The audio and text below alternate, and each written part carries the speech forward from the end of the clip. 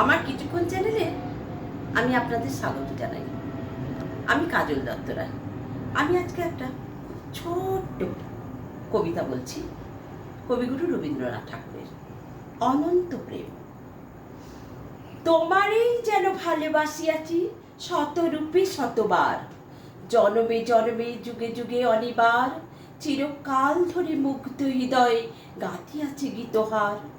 কত রূপ ধরে পড়েছ গলায়, নিয়েছ সে উপহার, জনমে জনমে যুগে যুগে অনিবার।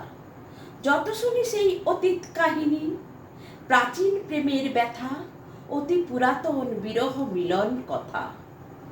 অসীম অতীতে চাহিতে চাহিতে দেখা দেয় অবশেষে, কালের তিমির রজনী ভেদিয়া তোমারই মূরতি এসে, চিরস্মৃতিময়ী ধ্রুব তারকার বেশে।